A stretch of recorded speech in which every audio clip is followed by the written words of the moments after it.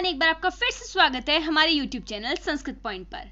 आज हम करेंगे अभिज्ञान शाकुंतलम के चतुर्थ अंक की जो सुक्तियां हैं उन सबको हम आज करेंगे। ठीक है, चलिए प्रारंभ करते हैं।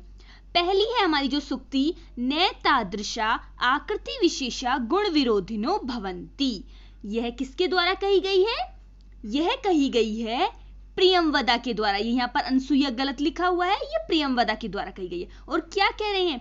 तादृशा, इस प्रकार की। किस प्रकार की? जैसी दुष्यंत की है। अब पढ़ते हैं आगे। इस प्रकार की आकृति विशेष, विशेष आकृतियों वाले गुण विरोधिनो न भवन्ति, गुण विरोधी नहीं होते हैं। क्या कह रहे हैं? तादृशा, इस प्रकार की, अर्थात जैसी दुष्यंत की आकृति है वैसी आकृति विशेष व्यक्ति जो है वो गुण विरोधी नहीं होते हैं। कौन कह रहा है? प्रियंवदा कह रही है। चलिए नेक्स्ट देखते हैं। नेक्स्ट सुक्ति है हमारी, गुणवते कन्या प्रतिपादनीय। क्या कह रहे हैं? गुणवते अर्थात जो गुणवान है, कन्या प्रतिपादनीय, कन्या उन्हीं को देनी चाहिए। अर्थात जो अपनी कन्या है वो हमें गुणवान व्यक्तियों को ही देनी चाहिए। कौन कहता है? ये अनसुईया कहती है। जैसे कि जो दुष्यंत है वो गुणवान है, गुणों के रूप है, तो वो कह रही है कि हमें अपनी जो कन्या है वो गुणवान व्यक्ति को ही देनी चाहिए। थर्ड सुक्ति देखते हैं। थर्ड सुक्ति है हमारी, स्मर्ष्यति त्वाम न स बोधितो अपि सन कथम प्रमत्तत प्रथम कृतामिव। क्या कह रहे हैं कि प्रमत्तत्व अर्थात पागल या फिर जो विक्षिप्त व्यक्ति है या फिर जो भुलक्कड़ है वो प्रथम कृता कथामिव, पहले कही गई कथा की तरह। भुलक्कड़ व्यक्ति प्रथम कृतामिव कथम अर्थात पहले कही गई बातों की तरह न से बोधितो अपि सन। क्या कह रहे हैं? बोधितो अपि सन, याद दिलाए जाने पर भी न स्मृष्यति त्वाम, तुम्हें याद नहीं करेगा। पागल व्यक्ति की तरह वह तुम्हें पहले कही गई बातों की तरह याद दिलाए जाने पर भी याद नहीं करेगा। ये क्या है? चौथे अंक का पहला श्लोक है। दुर्वासा ऋषि ये क्या दे रहे हैं? शकुंतला को श्राप दे रहे हैं। तो इसलिए ये किसकी सुक्ति हुई? दुर्वासा ऋषि की। वो कहते हैं ना कि अरे अतिथि, ओ अतिथि परिभावनी अर्थात अतिथि का तिरस्कार करने वाली, तू एकाग्र मन से जिसका ध्यान करती हुई स्वयं उपस्थित हुए मेरे जैसे तपोधन का संज्ञान न कर अतिथि सत्कार नहीं कर रही है, वह व्यक्ति तुझे भूल जाएगा। जैसे पागल व्यक्ति पहले कही गई बातों को भूल जाता है और याद दिलाए जाने पर भी याद नहीं करता है। नेक्स्ट देखते हैं। ये पहला श्लोक है जो कि मोस्ट इंपॉर्टेंट भी है। चलिए नेक्स्ट देखते हैं। नेक्स्ट है हमारी फोर्थ सुक्ति। क्या है? को अन्य हुतवाहद दग्धु प्रभवती।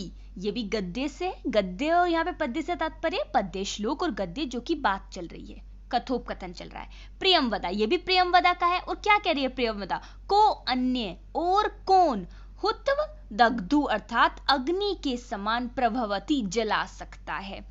कौन अन्य है जो अग्नि के समान जला सकता है? अर्थात वो सिर्फ दुर्वासा ऋषि हैं जो अग्नि के समान, जिनका तेज है और वो दूसरे को जला सकते हैं। तो कह रहे हैं कि कौन अन्य अग्नि के समान जला सकता है या फिर अग्नि के समान जलाने की और किसमें क्षमता है।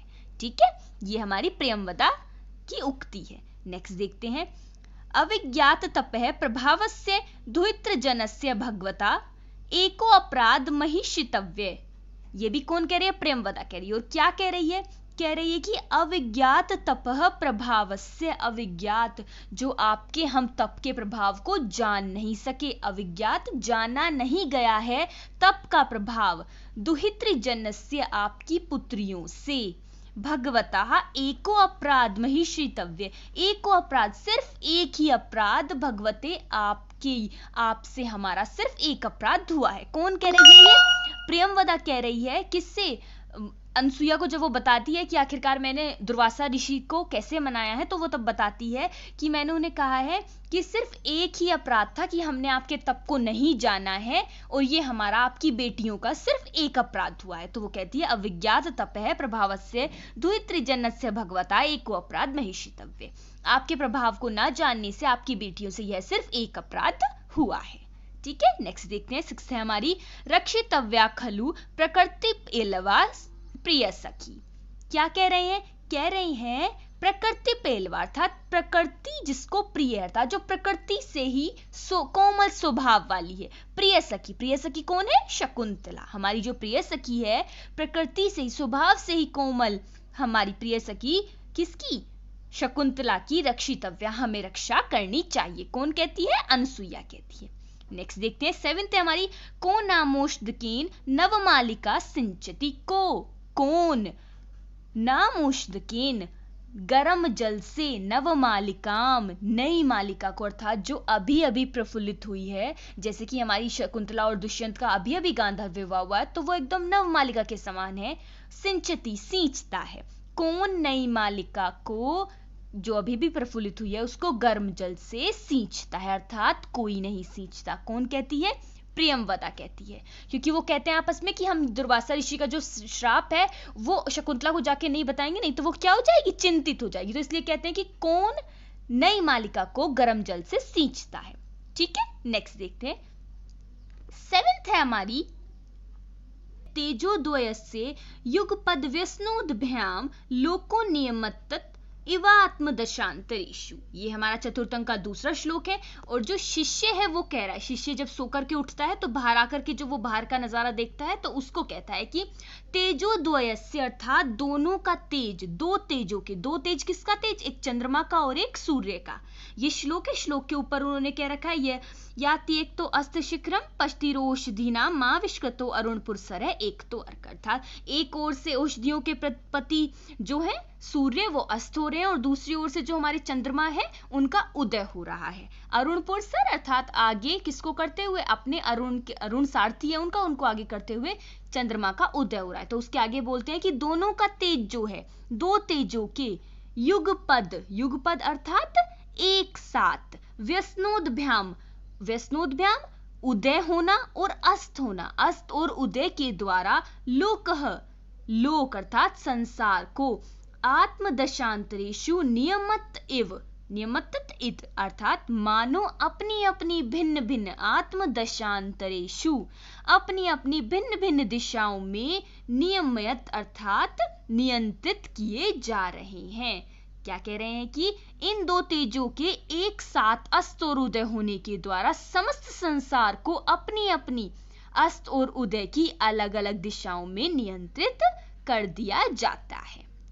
चलिए नेक्स्ट देखते हैं। नेक्स्ट है हमारा, और ये कौन कह रहा है? शिष्य कह रहे हैं। पहले शिष्य ने बोला, अगला शिष्य क्या बोलता है फिर?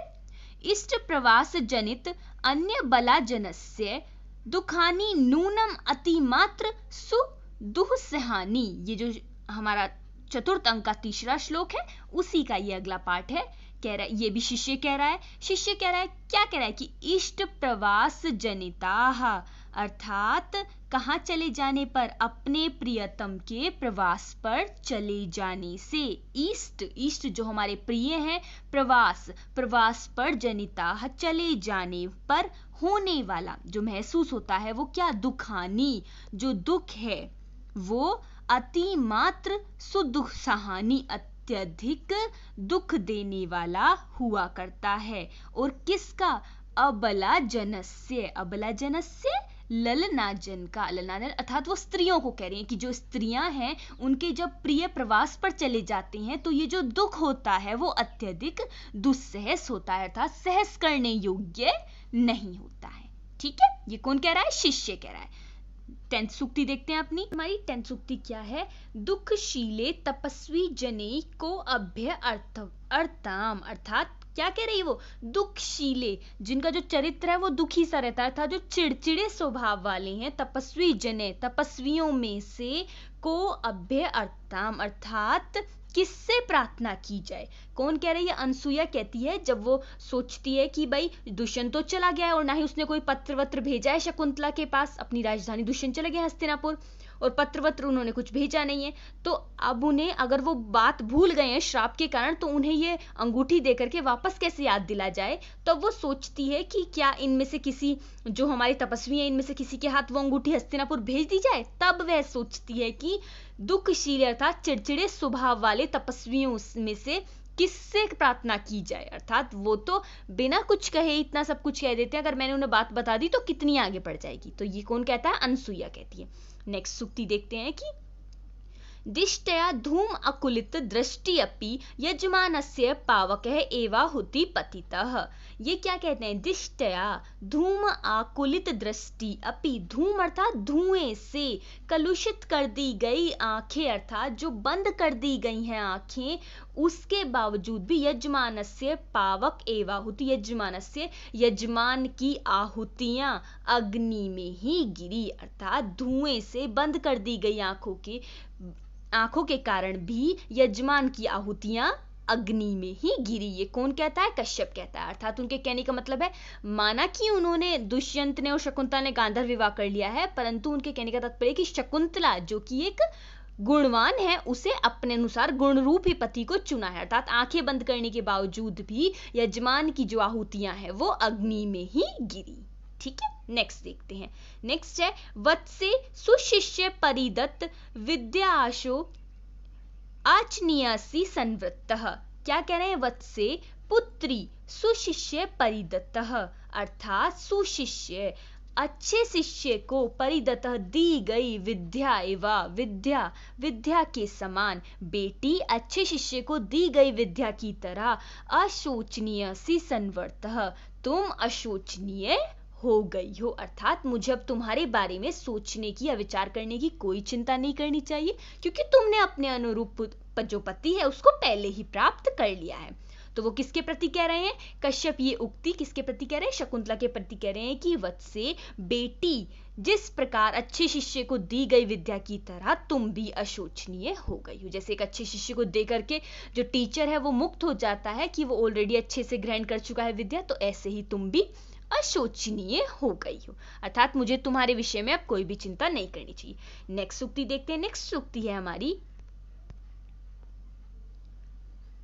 अवेहि तन्याम राजन अग्निगर्भा शमीमिव। ये कौन कहता है, जो ऋषि कश्यप को आकाशवाणी, छंदों में आकाशवाणी से ज्ञात हुआ है कि शकुंतला गर्भवती है और उसने गांधर्व विवाह कर लिया है दुष्यंत के साथ, तो वहीं से वो कहते हैं कि अवेहि तन्याम, अवेहि जानो, तन्या पुत्री को अग्नि गर्भ में स्थित शमी वृक्ष के समान उसको जानो।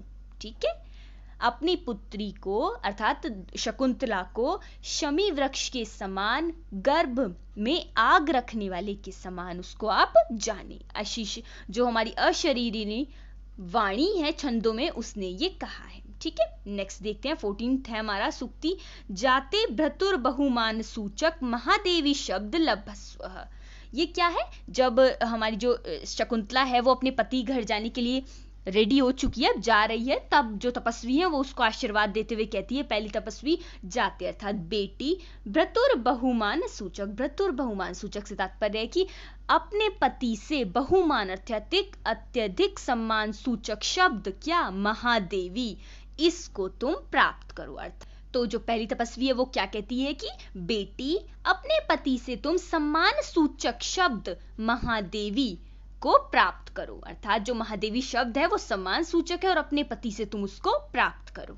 ठीक है, ये हमारी पहली तपस्वी है, वो ये आशीर्वाद दे रही है शकुंतला को।